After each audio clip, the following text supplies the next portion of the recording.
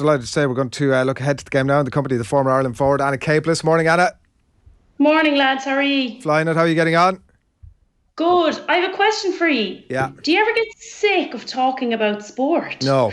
And then when we get sick of talking about sport, Anna, we get to talk about other stuff, it turns out. So that's all good too. You're unreal, lads. No jeepers. Like, you're unreal. Like, whenever I listen to him, like, how do they know so much about every sport, in and out, every day? Our egos, Anna. I wouldn't confuse our knowledge of sport with our ability to talk about it. I won't, as long as you don't confuse mine. Certainly in my case. Come here. I hope Cork is going to be good to us tomorrow. As a viewing experience last weekend, I sort of felt that like it wasn't pretty to look at, and there might have been a floating audience who came in, particularly for the first half, and thought, right, well, that's me done here. And there's obviously a danger of that. What are you, on the face of it, tomorrow isn't going to be any prettier, but what are you expecting? I'm hoping for a good Cork crowd, if for nothing else, like the people who've kind of stuck with women's rugby and been invested. And yeah, I think there's a danger that you could lose kind of any momentum that might be coming across from, the excitement around the men's Six Nations and the under-20s and all the rest. And I know my sister texted me to say she was looking for tickets and that she and my other sister were going to go because the girls need all the support they can get, and like that's lovely to hear, from someone I know, and I hope that others in the rugby community in Cork and kind of surrounding areas will feel the same. In terms of rugby, yeah, look, and I listened to bits of what Fiona and Ali were talking about, and goodness, they know so much as well. They're so brilliant, and they were saying, and I really agree with them, that like defensively, if you can hold France out and kind of stem the flow and not make it kind of a situation where you're like, another one. Like if you can really like, and Ireland are well capable of that with the players that they have, I've been talking all week and in the lead up to Six Nations as well about Niamh Jones, Sam Monaghan, Nicola Friday, like the big physical, Linda as well, Linda and Jungang, like the big physical players that we have that doesn't matter who the opposition is, they can put in massive hits and massive tackles. We didn't see it from them last week, so I actually I'm taking that as like a positive in that Ireland didn't play as well as they could last week. So we know there's way more in them, especially defensively, and like big hits that those girls can put in where you're making an offensive tackle that they got huge stats on that last year. The Irish girls did like big offensive tackles. That really adds something to your defence. And I'm just hoping for a good performance, and whatever they work on this week, that they're able to deliver on that. And they're not going to be able to fix everything overnight, but whatever they've decided, right, this is going to be our bread and butter for this week, put it into practice, we deliver on the day, and next week we'll focus on something else. Alison was talking about that lack of physicality, almost as part of mentality. She was talking about her attitude, I suppose, and like that she was sure that we'd be better in that regard tomorrow. Like it felt surprising that we wouldn't be full on with in that whatever about anything else, but like that your attitude or your mentality would be right going into that Wales game. Have you been part of squads before where you just felt for whatever reason it wasn't right in the day, and then something within such a tight turnaround is fixable, or what's your experience of that? Yeah, and I think I have, and I think that it's kind of typical of us, like of the Irish girls, to kind of pull something out of the bag, and then you're kind of like, where was this last week? Or people watching would have been like, where was this last week? But it's not as easy as that, and sometimes it's as easy as like when your back's against the wall and you've, nothing to lose. Essentially, you just go for it. And yeah, I've been in. I remember going to England, and like especially when it's teams like England and France, and how physical they can be and how much they could potentially put on you if you don't deal with them defensively. I remember going to England a few years ago, and we played like kind of really conservatively, and I think it was due to the fact that we were so kind of trying to focus on like, okay, let's not do anything wrong here, so let's just kind of keep, whereas actually you need to just go for it, like whether that's defense or attack.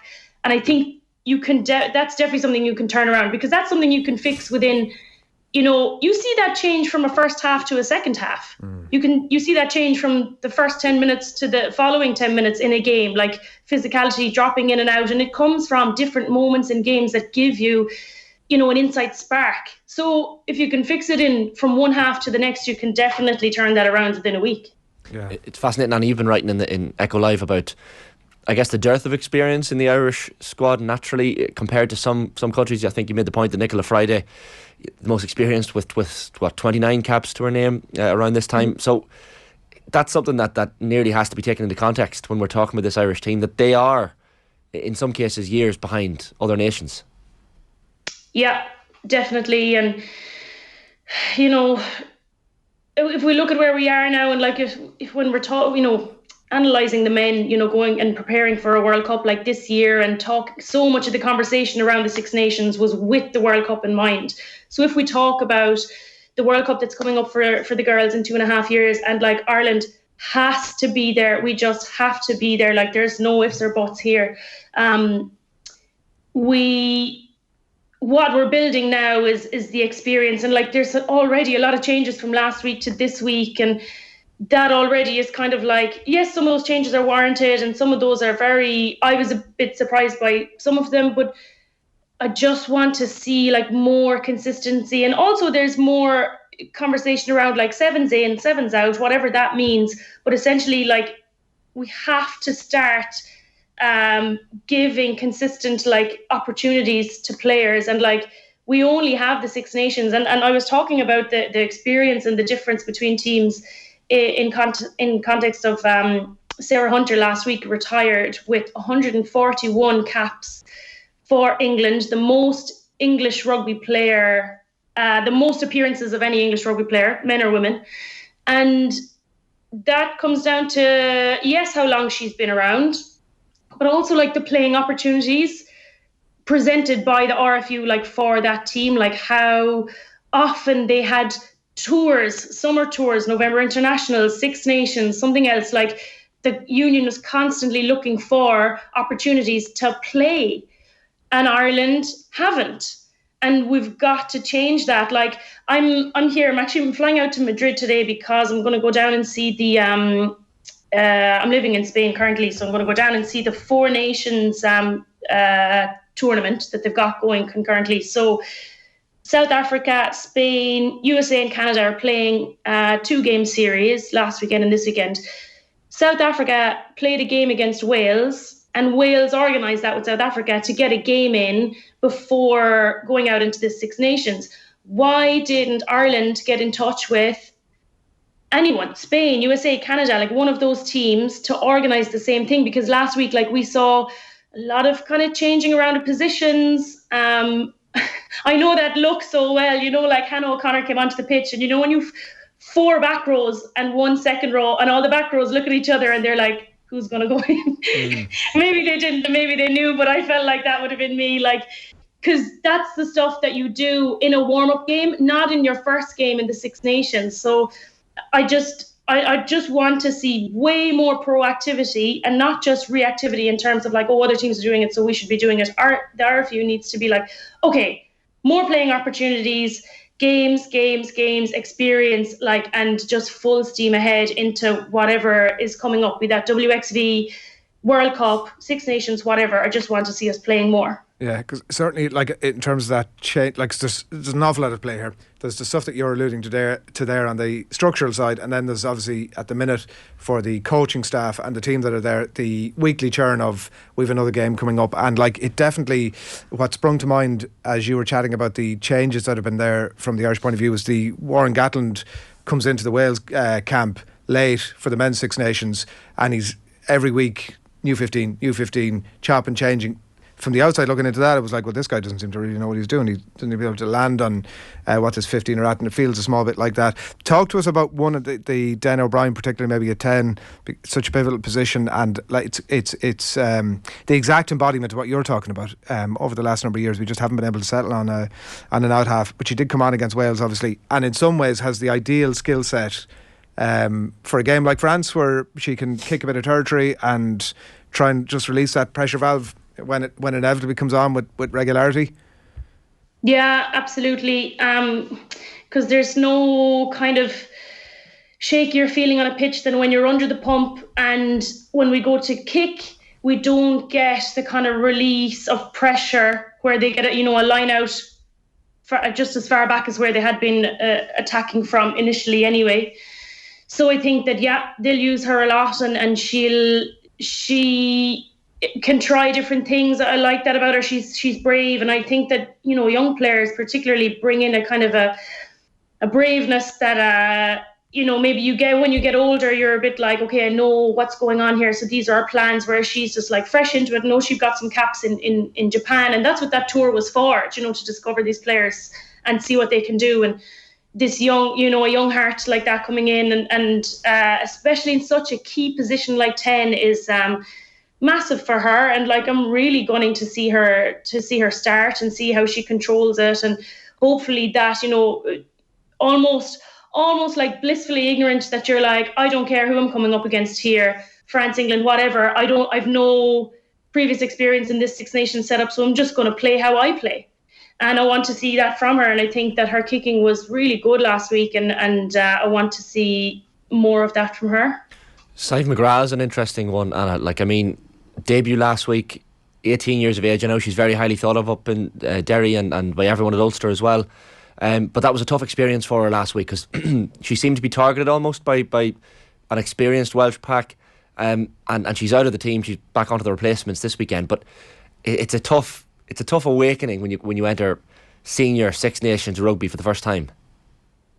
Yeah, and I was chatting earlier in the week about this, that I'd love to see from Sive McGrath is her thriving in an under-20 side.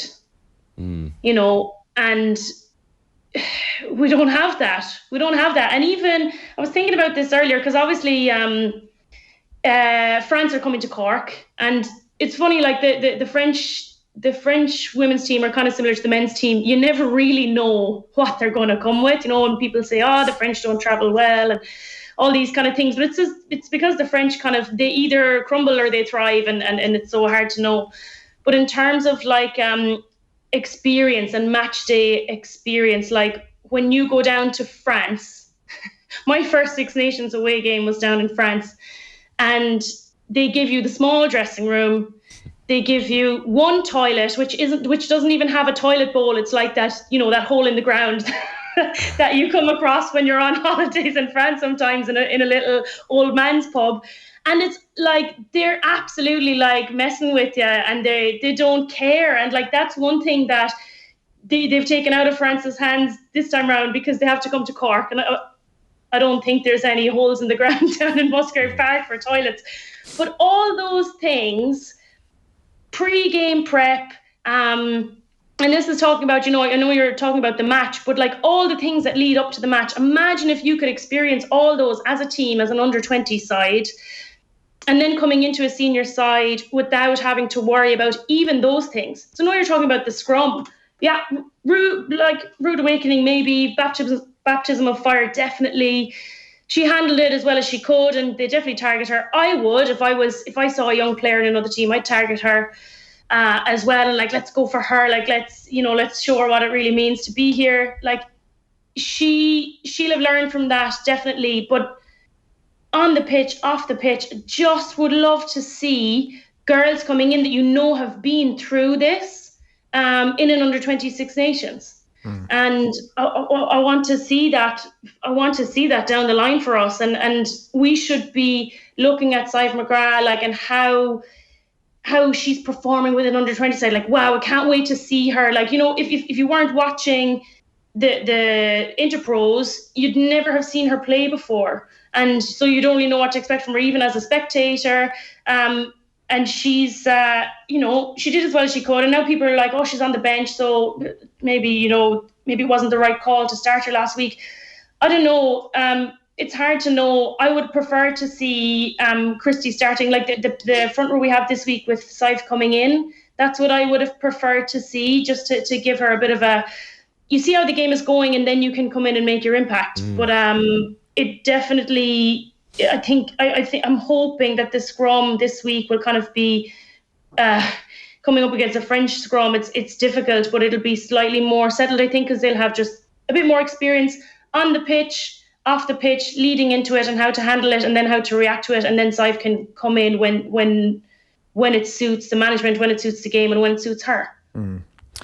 Shane mentioned earlier on your piece in the Echo this week, a really interesting read, and it covers a load of bases around that leak of caps, particularly from the something that Stuart Lancaster talks about regularity, about needing that breadth of caps across the team. It also talks about your own decision to step away, and you spoke about the players, and I'm quoting here, who, like me, decided that they cannot continue to put their happiness, self-worth and mental health in the hands of a union that's failed again and again to show the players the respect they deserve. Very strong words.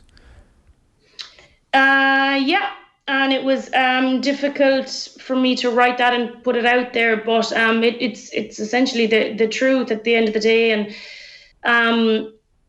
after, like, I had a kind of COVID didn't help, but for me, my whole international career was very like inconsistency, like in, out, dropped, selected, playing well, thought I'd never play again, come back, get player of the match, dropped again, like so up and down, and it was very tough. It's just the nature of the way it went for me, you know, and there's players like that, and it just so happened that was it for me. And when, you know, the new management came in and I got a call that said, you know, that I wasn't going to be involved, I was like, I can't continue to do this to myself. Like it was like torturous, really, lying awake at night wondering why am I doing this, like why I can't be myself, you know. And people who know me and know, like, kind of usually I'm like dancing and singing and kind of whatever, like have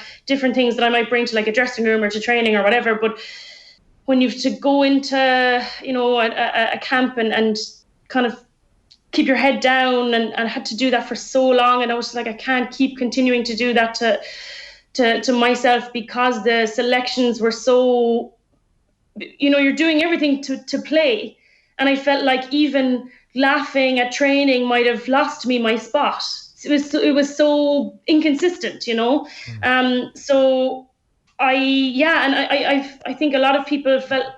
For me, I have to remind myself that it's not coming from a place of weakness. It was coming from a place of strength for me to finally say, I'm not going to put my self-worth in the hands of anyone else anymore, especially not in the hands of a coach who's not even going to give me an opportunity who just dropped me straight away without even seeing me coming into without inviting me into a camp. So I just decided I can't, and I stepped away. And there's a lot of players like that who had the same thought process and took themselves out of the setup and went back to their careers, or decided, or haven't even taken themselves out of the squad and are still not in there. So it's been kind of a facet of the women's game in Ireland for the past few years. And like, we don't have, when you look at Sarah Hunter and other players, I know I'm using her because she retired last week, but other players that have so many caps,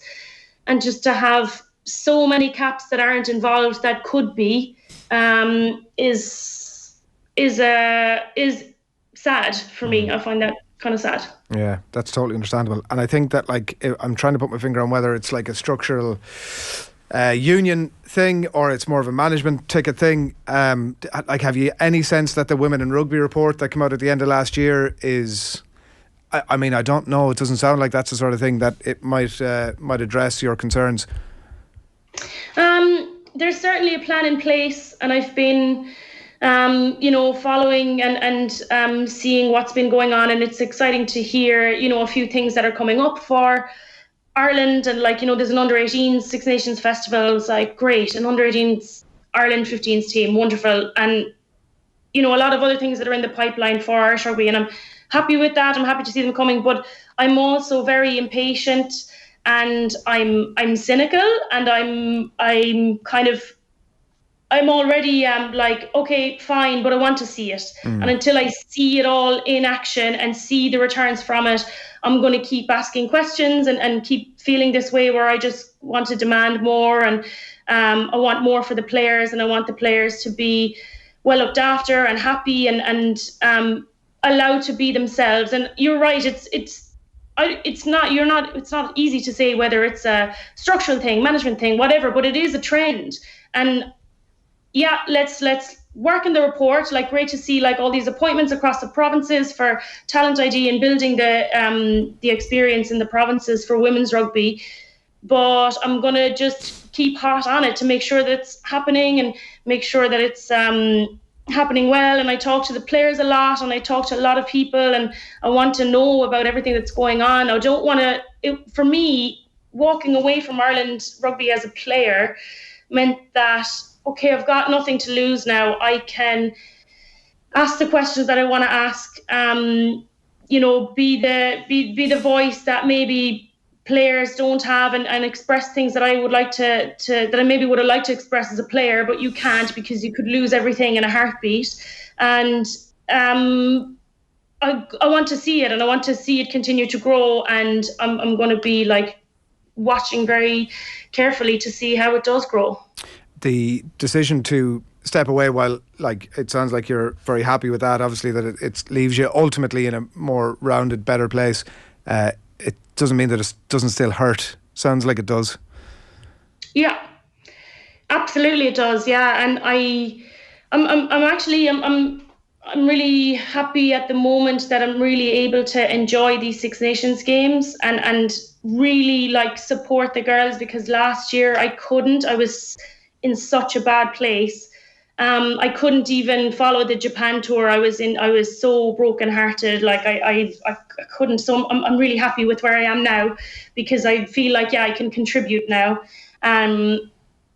But yeah, it does, and it does still hurt, and I still have a lot of I suppose you'd call them regrets, but I'm not sure what I could have done differently either. And I think the comfort that I'm getting in it is that I want to stay involved in women's rugby forever, and I want to be a coach, and I'm focusing on that as making me, okay, if I couldn't achieve it on the pitch, like how can I achieve what I want now?